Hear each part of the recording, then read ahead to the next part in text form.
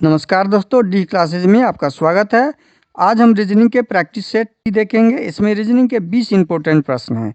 यदि आप SSC, railway या किसी भी स्टेट एग्जाम की तैयारी कर रहे हैं तो ये प्रैक्टिस सेट आपके लिए काफ़ी इंपॉर्टेंट है, क्योंकि इस प्रैक्टिस सेट में जो प्रश्न दिए गए हैं उसी टाइप के प्रश्न आपके परीक्षा में पूछे जाएंगे। तो चलिए हम शुरू करते हैं प्रश्न संख्या 1 से।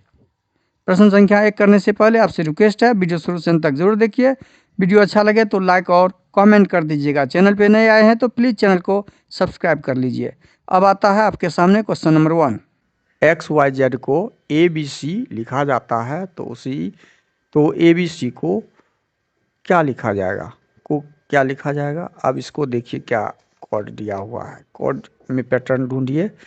XYZ को कन्वर्ट किया है ABC में। अब इसमें क्या है पैटर्न लगा हुआ? X कन्वर्ट हुआ ए में। x का नंबर कितना होता है? 24। और एक का नंबर हो गया। उस हिसाब से यदि हम z के बाद फिर 26 से शुरू करेंगे तो ये 27 नंबर पे आ जाता है। तो ये 27 नंबर पे आ जाएगा। जब z हमारा लास्ट होता है 26 नंबर पे, और फिर से हम जब शुरू करेंगे A1 से तो ये 27 हो जाएगा, B 28 हो जाएगा। ये तब हमें अब ये देखना है। जब x 24 पे तो A 27 पे होता है, तो A 27 पे तो कितना का अंतर है? 3 का अंतर है। 24 में 3 जोड़ेंगे। Y 25 पे होता है और B होता है 28 पे। तो 25 में हम कितना जोड़े तो 28 हो गया। इसमें भी 3 प्लस का है। Z 26 नंबर पे होता है और C होता है, यदि 26 के बाद काउंट करेंगे तो 29 पे। 3 प्लस इसमें भी है, 26 3 29।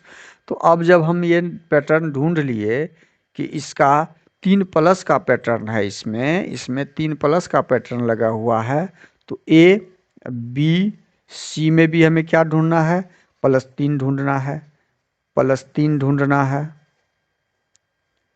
+3 ढूंढना है। तीनों में +3। ये 1 नंबर पे शुरू से यदि करेंगे, ये 2 नंबर पे और ये 3 नंबर पे। अब जब 1 में 3 जोड़ेंगे तो 4 नंबर पे। 4 नंबर पे D होता है। 3 में 2 जोड़ेंगे तो 5 नंबर। 5 नंबर पे E होता है। 3 में 3 जोड़ेंगे तो 6 नंबर पे। 6 नंबर पे क्या होता है? F होता है। मतलब DEF आपका ये कोड यहाँ पे होगा, वो आंसर आ जाएगा। तो ABC को हम लिखेंगे DEF। इसका मतलब है ऑप्शन C। इसको समझ में आया? ऑप्शन C आपका सही आंसर हो जाएगा, ऑप्शन C। अब देखिए क्वेश्चन नंबर 2। नीचे दी गई प्रश्न सही वेन आरेख बताएं। प्रश्न का सही वेन आरेख: शिक्षित वे लोग, बेरोजगार लोगों और अध्यापकों। अब यहाँ पे है, हमें इस प्रकार से इसका चिन्ह बनाना है, वेन आरेख बनाना है कि इस वेन आरेख के ऑप्शन में से कौन सा आएगा। पहले वेन आरेख: शिक्षित लोग, बेरोजगार लोग। शिक्षित लोग तो होते हैं, शिक्षित लोग भी बेरोजगार होते हैं। और अध्यापक बेरोजगार नहीं होते। इसका मतलब है हमें पहले किसका चित्र बनाना होगा? पहले हमें शिक्षित लोगों का चित्र बनाना होगा। मतलब वेन आरेख में ये शिक्षित लोग हो जाएंगे, ये शिक्षित हो जाएंगे। अब शिक्षित में बाहर लिखते हैं इसको, इसके अंदर हमारा एक चित्र बनेगा। ये जब शिक्षित बन जाएंगे हमारे शिक्षित लोग, शिक्षित लोगों का डायग्राम, तो शिक्षित लोग में तो जितने भी अध्यापक हैं वो शिक्षित पढ़े लिखे ही होंगे। बिना पढ़े लिखे, बिना शिक्षित तो अध्यापक बन नहीं सकते हैं। तो अध्यापक हमारे शिक्षित हो गए और वो बेरोजगार नहीं हो सकते हैं, वो रोजगार में ही रहेंगे। तो ये हमारे अध्यापक हो गए। हमारा दूसरा डायग्राम जो अंदर में बना वो अध्यापक का बन गया, अध्यापकों का बन गया। अब यह जो अध्यापकों का बन गया तो तीसरा बेरोजगार लोग। अब शिक्षित लोग भी बेरोजगार होते हैं तो इसका डायग्राम क्या बनेगा? कुछ शिक्षित लोग बेरोजगार, ये बेरोजगार का बन गया। अब इस प्रकार का जो भी डायग्राम होगा बेरोजगार, वो डायग्राम आपका ऑप्शन सही होगा। ये डायग्राम हम ऑप्शन डी में है, ऑप्शन ए में तो है ही नहीं। ऑप्शन बी में तो है ही नहीं, ऑप्शन सी में तो है ही नहीं, तो ऑप्शन डी आपका सही आंसर हो जाएगा। ये शिक्षित हो गया, ये अध्यापक हो गया, और ये बेरोजगार का हो गया। कुछ शिक्षित बेरोजगार भी होते हैं, तो इसलिए कुछ शिक्षित बेरोजगार का हमने डायग्राम बनाया। अब क्वेश्चन नंबर 3 देखिए। निम्नलिखित संख्या श्रृंखला में अगले पद की पहचान करना है। अब देखिए, इसको सही से पकड़िए। ये श्रृंखला से संबंधित प्रश्न है और प्रश्नवाचक चिन्ह पे क्या आएगा, क्या पैटर्न लगा हुआ है। 4, 9, 25, 49, ये सीधा दिख रहा है कि ये 2 का वर्ग है, ये 3 का वर्ग है, ये 5 का वर्ग है, ये 7 का वर्ग है। तो 2, 3, 5, 7 ये क्या है, ये 2, 3 सम संख्या विषम संख्या है। विषम संख्या के साथ साथ ये अभाज्य संख्या है। तो विषम संख्या तो अगला 9 होगा, 9 ना होके अभाज्य संख्या अगला क्या होगा हमारा, 11 होगा। 11 का 121, 121 यहाँ पे क्या आ जाएगा हमारा आंसर, 121, जो ऑप्शन बी में है। कितना आसानी से निकल रहा है ये सीरीज वाला पैटर्न ढूंढ लेते हैं। तो अब अगला प्रश्न है क्वेश्चन नंबर 4। निम्नलिखित प्रश्न में उस विकल्प का पता लगाएं जो प्रश्न चिन्ह के स्थान पर आएगा। अब वही पता करना है कि प्रश्न चिन्ह के स्थान पे क्या आएगा। तो बी ई को डी वाई में कन्वर्ट किया है, बी ई को क्या किया है, बी ई को डी वाई में कन्वर्ट किया, तो बी 2 नंबर पे होता है, ई 5 नंबर पे, डी 4 नंबर पे, और वाई 25 नंबर पे। अब देखते हैं, 2 को कन्वर्ट किया 2 प्लस करके 4 में, लेकिन 5 को कन्वर्ट किया, ये पैटर्न यहाँ पे कन्फर्म नहीं है कि 2 प्लस है, 3 प्लस है, 5 प्लस है, ये पैटर्न यहाँ पे नहीं लगेगा। अब हमें क्या पैटर्न ढूंढना है, अब पैटर्न दूसरा ढूंढना है। दूसरा क्या, कौन सा पैटर्न ढूंढेंगे कि बी को क्या किया, बी 2 नंबर पे यदि है तो 2 को 2 दूनी 4, हाँ क्या किया, 2 का स्क्वायर किया है। बी यदि 2 नंबर पे है तो 2 को स्क्वायर किया, जो कन्वर्ट हो गया कितना हो गया, 4 में कन्वर्ट हो गया। 5 का स्क्वायर किया, जो 25 में कन्वर्ट हो गया। 5 का स्क्वायर किया, 5 नंबर ई 5 नंबर पे है, इसका स्क्वायर जब हम करेंगे तो 25 में कन्वर्ट हो गया। ये 4 में और ये 25 में कन्वर्ट हो गया 25 नंबर पे। इसी प्रकार सी और डी का हम पैटर्न बनाएंगे। सी 3 नंबर पे, डी 4 नंबर पे।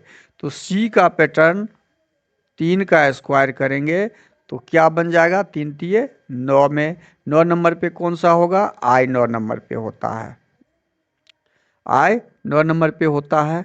डी 4 नंबर पे है, तो डी को जब हम 4 स्क्वायर करेंगे, 4 का स्क्वायर करेंगे तो 16, और 16 नंबर पे कौन सी अक्षर होता है, 16 नंबर पे पी होता है। 16 नंबर पे क्या होगा, पी। तो हमारा आंसर क्या निकल गया, आई और पी। आई और पी हमारा कहाँ पे है, ऑप्शन आई और पी हमारा ऑप्शन बी में है। आई और पी हमारा आंसर आ गया, आई पी। आई पी हमारा बी नंबर में है, तो ऑप्शन बी आपका सही आंसर हो जाएगा इस एनोलॉजी का। अगला क्वेश्चन नंबर 5 देखिए। ये भी एनोलॉजी में उस विकल्प का पता लगाएं जो प्रश्न चिन्ह के स्थान पर आएगा। प्रश्न चिन्ह के स्थान पे क्या आएगा उसको ढूंढना है। 24 को 36 में या 36 को 24 के बीच में क्या पैटर्न है, क्या संबंध है, वो ढूंढना है। तो वो कैसे ढूंढेंगे, 24 को क्या किया गया है कि 36 में कन्वर्ट हुआ। अब 24 को 24 10 जोड़ देते हैं 34, और 34 में 2 जोड़ देते हैं तो 36। अब वही देखते हैं 21 में क्या ये पैटर्न लगता है। 21 में 10 जोड़ते हैं तो 21 10 31, और 31 में 2 जोड़ते हैं तो 33। 33 हमारा कहीं भी ऑप्शन में आंसर में नहीं है, तो ये पैटर्न हमारा काम नहीं करेगा। हम अब दूसरा पैटर्न ढूंढेंगे। दूसरा पैटर्न क्या ढूंढेंगे, दूसरा पैटर्न ढूंढेंगे कि 24 को 36 में कन्वर्ट करने के लिए क्या किया गया है। 24 2 और 4 को, इसकी अंकों को जोड़ते हैं। 2 और 4 को जोड़ दिए 24 को तो 6 हो गया, और 6 का वर्ग कर दिए तो 36 हो गया। ये पैटर्न निकल रहा है। तो 21 में भी वही करके देखते हैं।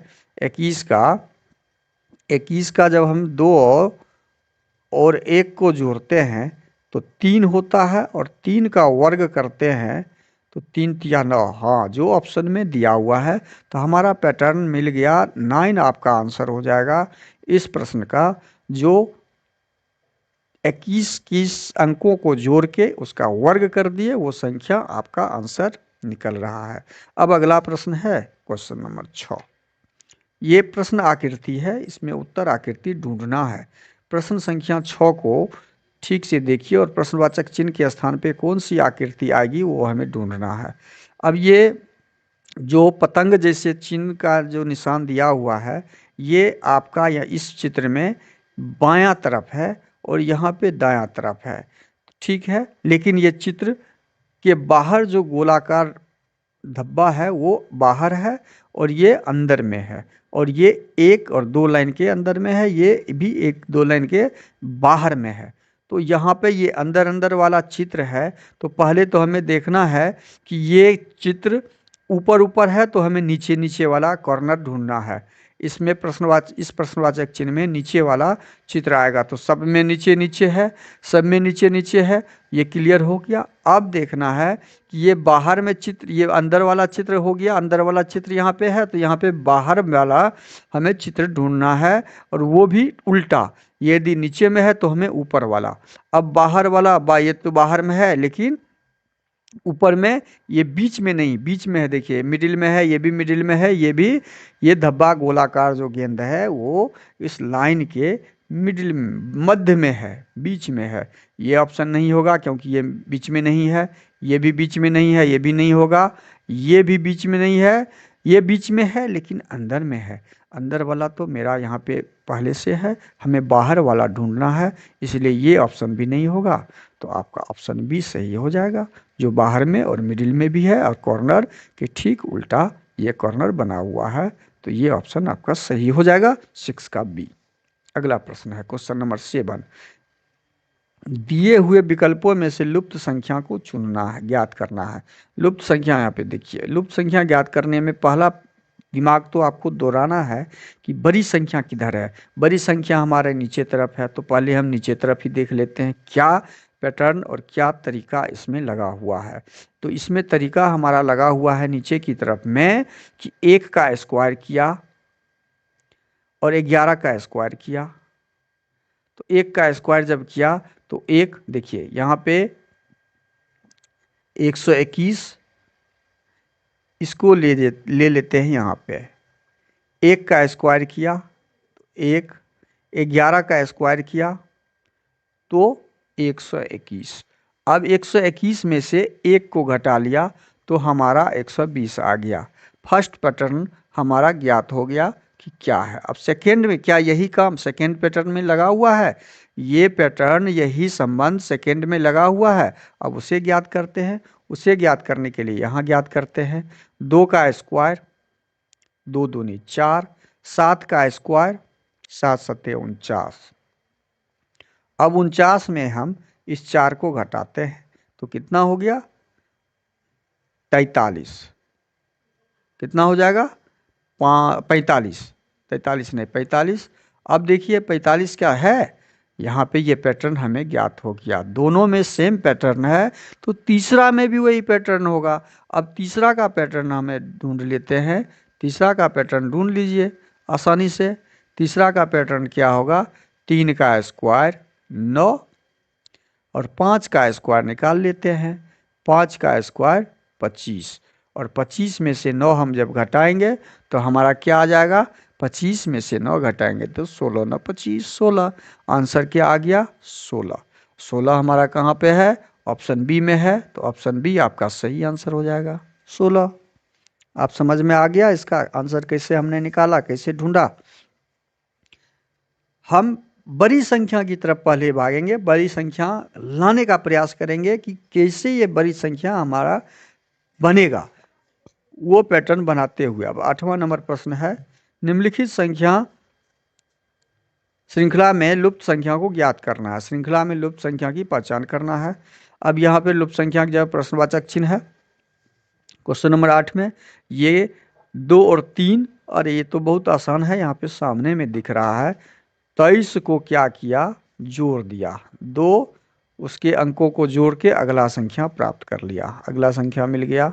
उसी प्रकार से 53 का क्या किया है, 53 को क्या किया, 5 और 3 उसके संख्या अंकों को जोड़ लिया, वो संख्या अगला ज्ञात हो गया। उसी प्रकार 43 के अंकों को जोड़ लिया, 4 3 7 हो गया, जो अगली संख्या प्राप्त हो गई। उसी प्रकार से हम 34 को करेंगे, 34 के संख्याओं को अंकों को जोड़ेंगे तो 7, यहाँ पे प्रश्नवाचक चिन्ह की जगह पे क्या आएगा, 7 हमारा आंसर हो जाएगा। और 7 कहाँ पे है, किस ऑप्शन में है, ऑप्शन ए में है। तो 8 नंबर प्रश्न का सही आंसर ऑप्शन ए हो जाएगा, 7। क्वेश्चन नंबर 9 देखते हैं। 9 में भी हमें लुप्त संख्या विकल्पों में से लुप्त संख्या ज्ञात करना है, ज्ञात करें। अब ज्ञात कैसे करेंगे इसको हम, लुप्त संख्या यहाँ पे दिया हुआ है तो बड़ी संख्या की तरफ भागेंगे। बड़ी संख्या हमारा इधर है तो हमें इधर से बायां से दायां की तरफ सॉल्व देखेंगे कि बायां से दायां की तरफ क्या सॉल्व हो रहा है। 17 8 नहीं, 8 7 को जोड़ते हैं, 17 8 को जोड़ते हैं तो 25 होता है, यहाँ पे 33 लाना है। 12 और 5 को जोड़ेंगे तो 12 5 17 हो रहा है, यहाँ पे 29 लाना है। तो जोड़ का पैटर्न तो यहाँ पे नहीं लग रहा है। घटाव का, गुना का देखते हैं, 17 8 नहीं, गुना का भी पैटर्न नहीं लग रहा। तो अब क्या लग रहा है इसमें, इस पे पैटर्न इसमें लग रहा है 8 दूनी 16 और जोड़ 8 को 2 से गुना किया गया, 16 और 17, 16 जोड़ 17 किया गया, 16 और 17 को जोड़े तो 7 6 13 33। हाँ देखिए पैटर्न मिल गया हमारे पास, बहुत आसानी पैटर्न है। 12 को क्या करेंगे, 2 से गुना कर देंगे और उसमें हम 5 को जोड़ देंगे तो 12 दूनी 24 और 5 को जोड़ते हैं तो मेरा पैटर्न मिल रहा है ना। इसी प्रकार से इसको करेंगे, 10 को 2 से गुना करके 13 जोड़ देंगे। पैटर्न, जब पैटर्न मिल जाएगा, संबंध मिल जाता है संख्याओं के बीच तो आसान हो जाता है लुप्त संख्या ज्ञात करना। 10 दूनी 20, 20 में 13 जोड़ दो, 20 में 13 जोड़ दीजिए तो कितना हो जाएगा, 20 10 30 3 33। हमारा आंसर क्या निकल गया, 33 निकल गया। 33 आपका ऑप्शन डी में है तो डी आपका सही आंसर हो जाएगा। अब वीडियो में शुरू से अंत तक जरूर बने रहें। वीडियो में शुरू से अंत तक बने रहने से आपका और आपके जितने भी दोस्त हैं सबको लाभ होगा, अपने संख्या अंकों को प्राप्त करने में सहायता प्रदान होगी। ये सारे एग्जाम से ओरिएंटेड प्रश्न हैं। क्वेश्चन नंबर 10 में देखिए, चैनल को जरूर सब्सक्राइब कर लीजिएगा, चैनल पे नए आए हैं तो, और अधिक से अधिक दोस्तों को शेयर कर दीजिएगा। क्वेश्चन नंबर 10 में है, नीचे दी गई इस प्रश्न का सही बेन आरेख बताना है। अब मेढक, बिल्ली, कुत्ता, ये तीनों जानवर हैं लेकिन तीनों अलग अलग जानवर हैं, तीनों अलग अलग जानवर हैं। तो मेढक का अलग बन जाएगा, बिल्ली का अलग बन जाएगा, कुत्ता का अलग बन जाएगा। तो सीधा दिख रहा है हमारा क्या, ऑप्शन बी इसका सही आंसर हो जाएगा। क्योंकि तीनों जानवर का शब्द है ही नहीं, जानवर रहता तो ना जानवर के अंदर हम इस दोनों जानवर या तीनों जानवर को बनाते, डायग्राम खींचते। ये जो इस डायग्राम का मतलब हो गया कि ये जानवर होता, ये कुत्ता होता और कुत्ता का बच्चा होता तो ये कुत्ता का बच्चा होता। इसका ये मतलब हुआ कि एक सब सारे से रिलेटेड है लेकिन ये तीनों जानवर कोई रिलेशन नहीं है। जानवर है लेकिन आपस में कोई रिलेशन नहीं है, तीनों अलग अलग जानवर है। तो अलग अलग जानवर, ऑप्शन बी सही आंसर हो जाएगा। अगला प्रश्न है क्वेश्चन नंबर 11। ए और बी में से एक भाई है, ए है और बी है, कोई एक भाई है एक बहन है। हम ए बी डाल दिए हैं। बी एक्स का बेटा है, देखिए एक्स का बेटा यहाँ प्रश्न में दिया हुआ है, बी है तो ये भाई हो जाएगा, ये बहन हो जाएगा, इस बी का बहन हो गया ये, ठीक। एक्स वाई का पति है, एक्स किसका पति है, तो वाई का पति है, ये वाई का पति हम लिख दिए। ओ का भाई है और यह ओ का भाई है, ओ है कोई, उसका यह भाई है, डाल दिए। ए ओ से कैसे संबंधित है, प्रश्न में क्या पूछा है, ओ का एक कोण लगेगा, ओ का एक कोण लगेगा। अब ओ का भाई एक्स है और एक्स का बेटा का बहन है, तो एक्स का बेटी हुई।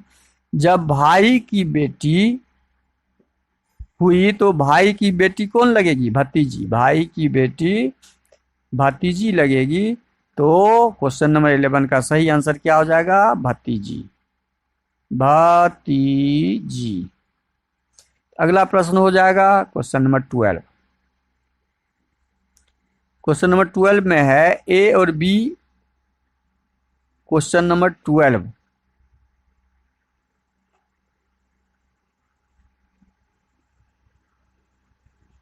पांच वस्तुएं के, एल, पी, आर और टी एक के ऊपर एक रखी गई है, लेकिन जरूरी नहीं कि इसी क्रम में के टी के तुरंत ऊपर है, और जरूरी नहीं है कि इसी क्रम में होगा। अब प्रश्न में दिया हुआ है के टी के तुरंत ऊपर है। के कोई वस्तु है जो टी के टी है, इसके तुरंत ऊपर के रखा हुआ है, ठीक है, रख दिए हैं। और आर के तुरंत नीचे है, आर के तुरंत नीचे, तो आर इसके ऊपर हो जाएगा। आर के तुरंत नीचे के और टी के तुरंत ऊपर के। यहां तक कंप्लीट। एल पी से तुरंत ऊपर है, एल एक वस्तु का जगह है जो पी से तुरंत ऊपर है और टी से तुरंत नीचे है। टी के नीचे है एल और पी के तुरंत ऊपर है। प्रश्न के अनुसार हमने सजा दिया। प्रश्न पूछा क्या गया है? प्रश्न पूछा गया है नीचे से दूसरे स्थान पर कौन है? तो नीचे से दूसरे स्थान पर एल है, जो ऑप्शन डी में दिया हुआ है। तो इस प्रश्न का सही आंसर क्या हो जाएगा? ऑप्शन डी हो जाएगा। तो क्वेश्चन नंबर 12 का सही आंसर ऑप्शन डी। अगला प्रश्न है क्वेश्चन नंबर 13। प्रश्नवाचक चिन्ह के स्थान पे क्या आएगा उसे ज्ञात करना है। अब 13 नंबर प्रश्न में जो दिया हुआ है कि वाई सबके बीच हम पैटर्न ढूंढेंगे क्या लगा हुआ। 25 नंबर वाई होता है, तो 25 में से 2 घटाएंगे तो 23 हो जाएगा। डब्लू 23 में से 2 घटाएंगे तो 21 हो जाएगा। देखिए पैटर्न दिख गया ना सामने। 21 में से 2 घटाएंगे तो 19 हो जाएगा। 19 में से 2 घटाएंगे तो 17 हो जाएगा। 17 में से 2 घटाएंगे तो 15 हो जाएगा। और 15 नंबर पे होता है ओ। हमारा पी वाला डी वाला ऑप्शन खत्म, ओ और ओ वाला 2 ऑप्शन बचा। अब सेकेंड वाला अक्षर में रिलेशन ढूंढेंगे। एफ 6 नंबर पे और ये 10 नंबर पे, तो 6 4 10 प्लस 4 है, यहाँ कितना प्लस 4 है। 10 और 4 14, यहाँ भी 4 प्लस है। 14 4 18, यहाँ भी 4 प्लस है।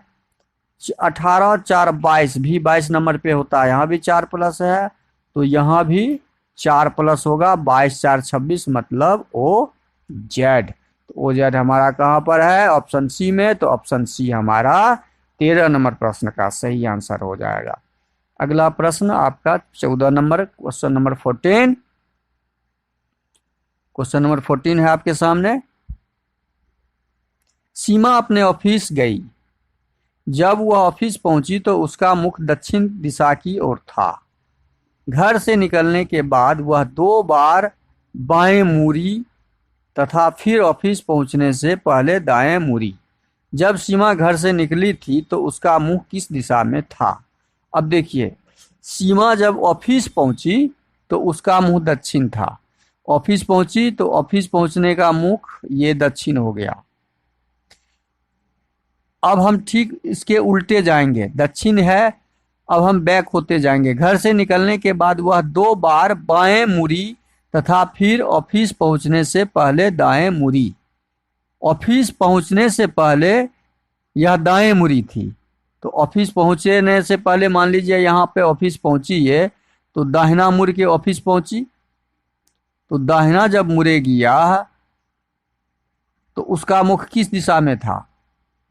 तो उसका मुख जो था घर से निकलने समय, उसका मुख, ये उत्तर दक्षिण का पहले मार्किंग समझ लीजिए। ये उत्तर होता है ऊपर, ये नीचे दक्षिण, ये पूरब, ये पश्चिम होता है।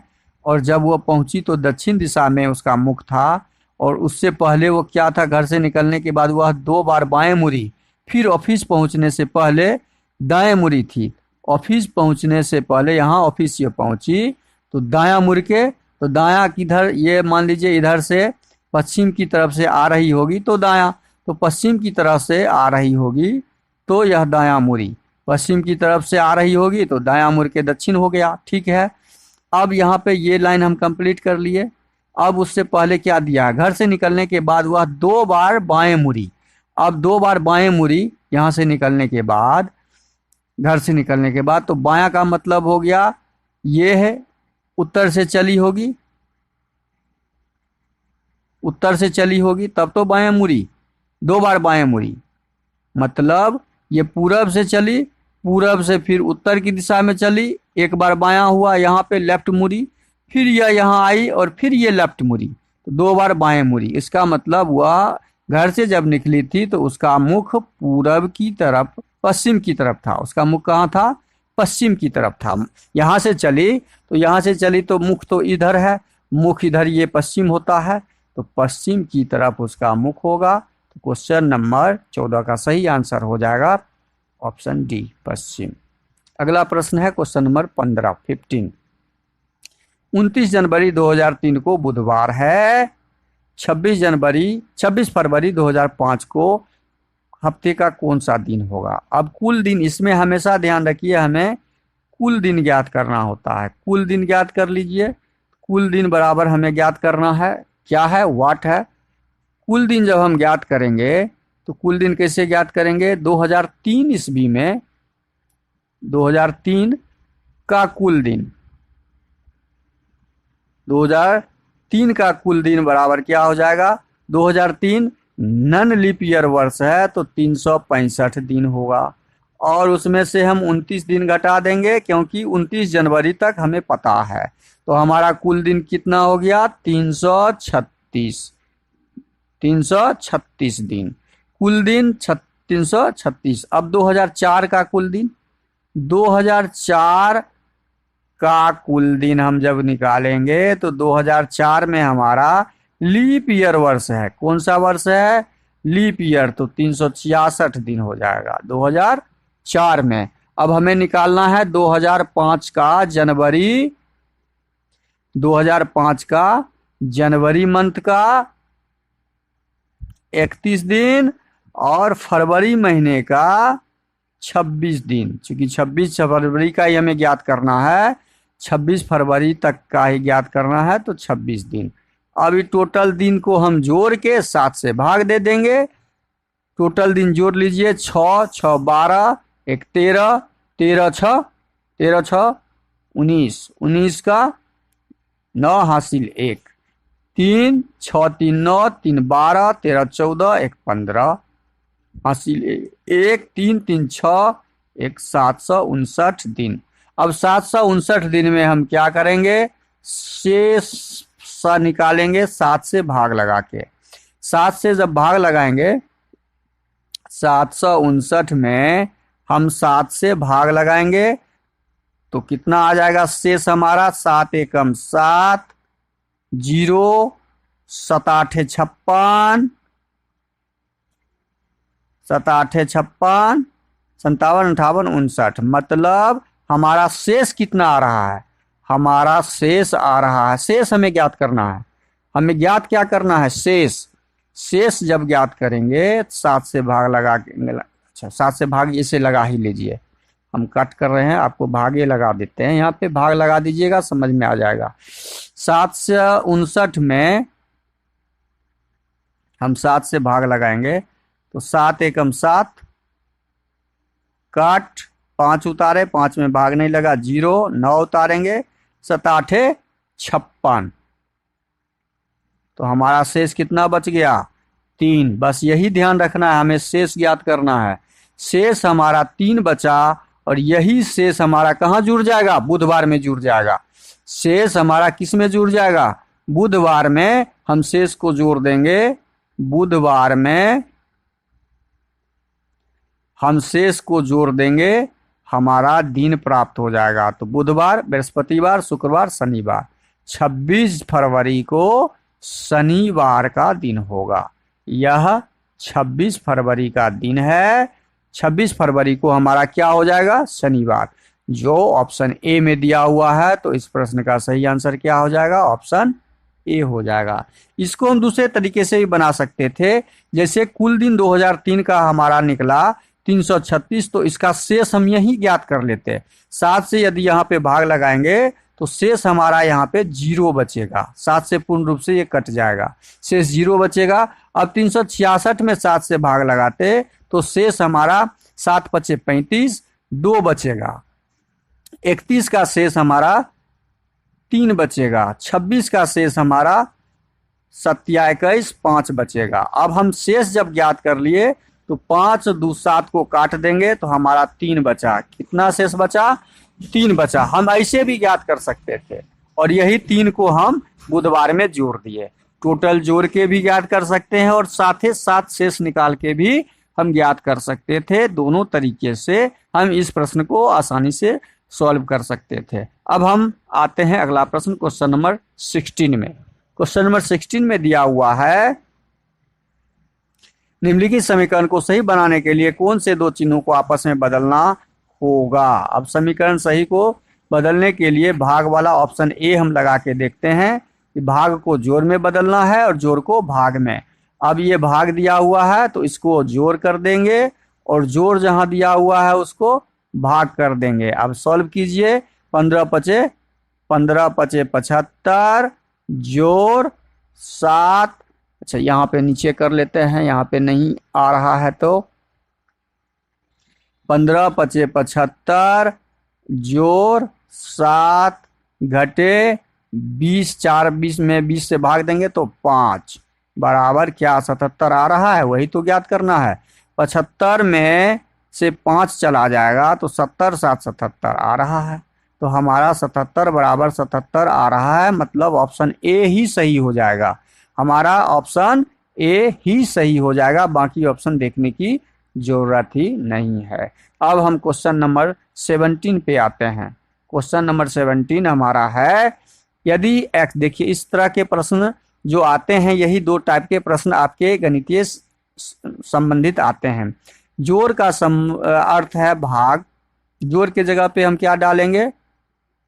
भाग डाल देंगे। भाग डाल दिए। जोड़ का अर्थ भाग, गुना का अर्थ घटाव, तो गुना जो है यहाँ पे गुना का अर्थ घटाव डाल देंगे।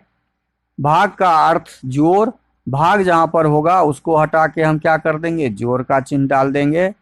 और घटाव का चिन्ह गुना, घटाव को हटा के हम क्या डाल देंगे? गुना डाल देंगे। अब हमारा इसमें क्या बन रहा है? 18 भागा 2 गुने 5 घटे 6 जोड़ 4। अब हम इसको सॉल्व करेंगे। जब इसको सॉल्व करेंगे तो हम क्या पाते हैं कि 18 में 2 से भाग लगाएंगे तो 2 नमा 18 गुने 5 घटे 6 जोड़ 4।